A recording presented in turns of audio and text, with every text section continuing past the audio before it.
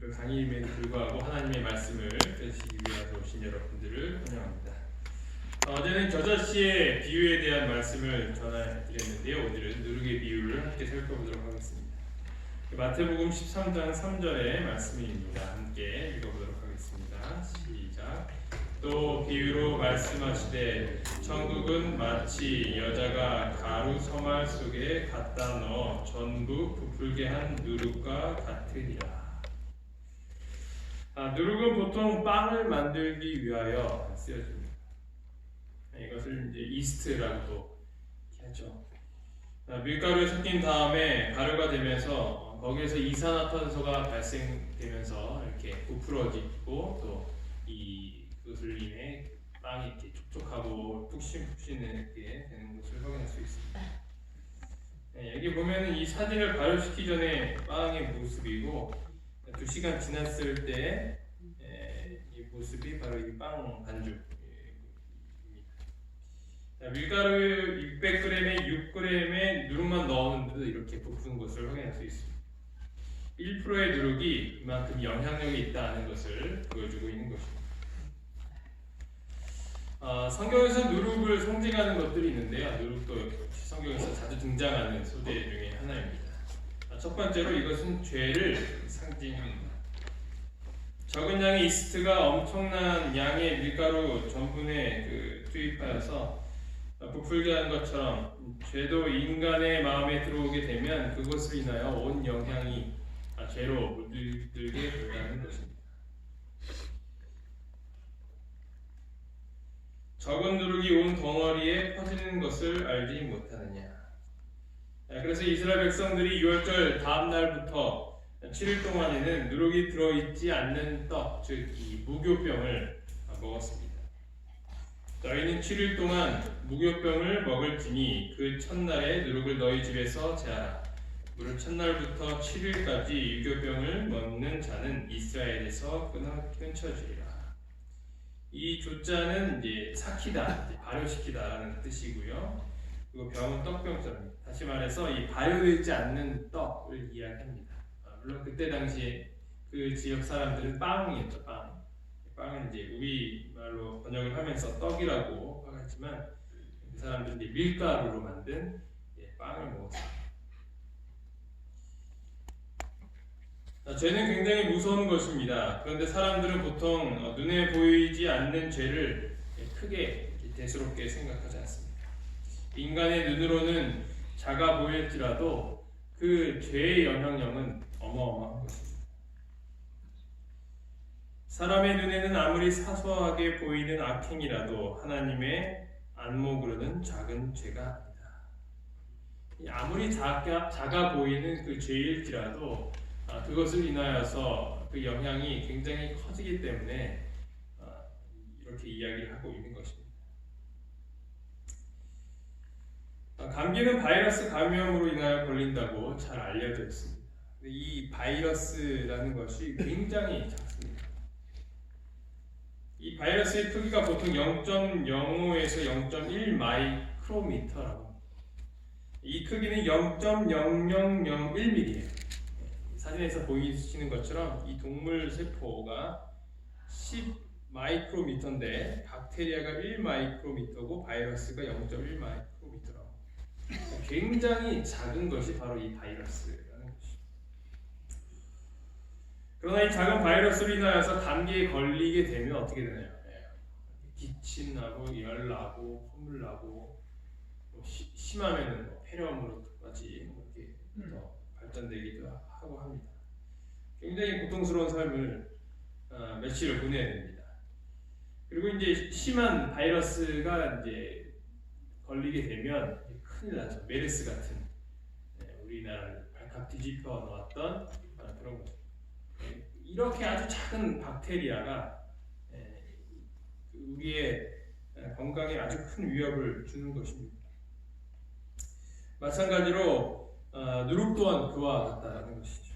적은 누룩이 온 덩어리에 퍼지듯이 이 죄가 우리에게 끼치는 영향도 상당하다는 것입니다.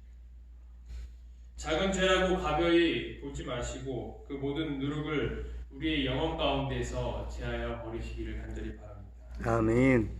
누룩의 또 다른 의미가 있는데 그것은 바로 가르침입니다. 이것은 주로 신약에서 예수님께서 타락한 지도자들의 그 교훈을 설명하실 때 말씀을 하셨습니다. 예수께서 이르시되 삼가 바리새인과 사두개인들의 누룩을 주의하라. 그제야 제자들이 떡의 누룩이 아니요 바리새인과 사두개인들의 교훈을 삼가라고 말씀하신 줄을 깨달으니라. 이것이 바로 성경에서 말하고 있는 누룩의 두 번째 뜻입니다. 그럼 왜 예수님께서는 이 교훈을 누룩으로 표현을 하셨을까? 일단 누룩은 좀 전에 살펴봤듯이 죄를 상징하는 부정적인 낱말입니다.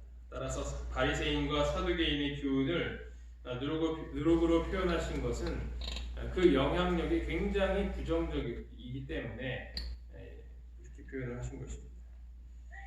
만약에 그들의 교훈이 긍정적인 것이었다면 다른 것으로도 표현이 가능했겠지만 누룩이라고 하심으로써 그들의 가르침을 조심해야 한다는 예수님의 가르침을 확인을 할 수 있는 것입니다. 그러나 이 교훈이라는 말 자체가 부정적인 것은 아니죠. 좋은 교훈도 있고 나쁜 교훈도 있습니다. 바리새인의 것이었기 때문에 나쁜 교훈이지만 훌륭한 교사의 가르침은 분명 좋은 교훈인 것입니다. 따라서 이 바리새인과 사두개인의 교훈이라는 모든 이 문장 자체, 그것이 교훈으로도 볼 수 있지만 교훈 자체를 이제 누룩으로도 생각을 해볼 수 있는 것이죠.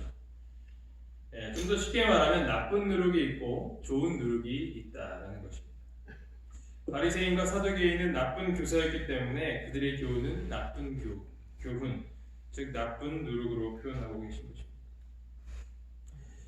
왜냐하면 이 가르침이라는 것도 이 누룩과 같은 힘이 있기 때문입니다. 한 사람을 어떻게 가르치느냐, 또 어떤 교육을 시키느냐에 따라서 그의 평생의 삶이 좌우된다고 할 수 있습니다. 때로는 몇 시간씩 앉아서 공부하는 것보다 어떤 한 훌륭한 교사의 한마디 때문에 그의 인생이 바뀌는 것을 많이 목격하셨고 또 실제로 경험하신 분들이 있을 거라고 생각합니다. 그러나 반대로 잘못된 교육을 시켰을 경우에도 역시 그 학생에게 있어서 그 삶에 큰 아주 부정적인 영향을 끼치게 됩니다. 그러므로 좋은 선생님을 만난다는 것은 인생에 있어서 큰 축복이라고 할 수 있겠습니다. 이렇게 성경에서는 누룩을 크게 두 가지로 상징하고 있는데 첫 번째는 죄, 그리고 두 번째는 가르침입니다. 그러나 이 가르침도 사실 바리새인과 사두개인들의 가르침을 비유할 때 예수님께서는 말씀하셔서 여전히 두 번째 상징도 우리에게 있어서는 그리 긍정적이지는 않은 것입니다. 하지만 오늘 우리가 살펴보는 이 누룩의 비유를 보면 긍정적인 부분으로서 설명하시는 것을 확인할 수 있습니다. 또 비유로 말씀하시되 천국은 마치 여자가 가루 소말 속에 갖다 넣어 전부 부풀게 한 누룩과 같으니라. 여기서 누룩을 만약에 죄로 해석하면 어떻게 될까요? 그러면 천국은 악으로 물들게 되는 곳으로 우리가 이해를 해야 할 것입니다. 누룩을 부정적으로 해석할 수도 있고 긍정적으로도 해석할 수 있다는 것입니다. 그러나 천국은 긍정적인 것이므로 천국을 상징하는 것 역시 우리가 긍정적인 쪽으로 해석을 해야 하는 것이 합당하겠죠. 이 누룩은 바로 그리스도의 가르침 혹은 그분의 교훈, 진리의 말씀으로도 해석이 될 수 있는 것입니다. 혹은 그분의 성령의 감화, 은혜 등으로 우리가 이해할 수도 있습니다. 비유를 해석할 때 이런 점들을 조심해야 합니다. 그 비유가 설명하고자 하는 핵심 사상과 강조점이 무엇인지 살펴보고 문맥적 정황이나 문화적 상황들을 통하여서 이 상징적으로 해석을 잘 해야 하는 것입니다. 한 가지 뜻만을 갖고 해석하게 되는 것이 굉장히 위험하다고 여러 차례 말씀을 드렸습니다. 성경의 모든 것을 비유로 보고 그들만의 해석으로 인간을 예수님을 대신한 구원자로 만드는 그러한 이상한 이단들을 만들 수 있게 되는 것이죠. 그래서 여기서 잠깐 우리 교회에서 설명하고 있는 비유 해석의 원칙에 대해서 살펴보도록 하겠습니다. 첫 번째로는 비유는 진리를 비추어 볼 수 있는 거울일 뿐 진리 그 자체는 아니다라는 것입니다. 그 진리를 설명하기 위해서 잠시 갖고 온 것이지 그 자체 모든 것이 진리가 될 수는 없다라는 것입니다. 두 번째는 비유가 주어진 상황, 곧 장소, 환경, 그것을 말한 대상, 토론 중이던 문제 등을 고려해보고 그것을 열쇠로 삼아서 해석해야 한다. 이 부분이 방금 전에 말씀드린 그 내용에 해당될 수 있습니다. 천국은 의와 관련된 것이기 때문에 그것을 상징하는 누룩을 죄로 해석하게 되면 전혀 다른 것이 될 수 있다는 것이죠. 그래서 그 모든 상황들을 보고 거기에 맞는 뜻을 우리가 살펴봐야 하는 것입니다.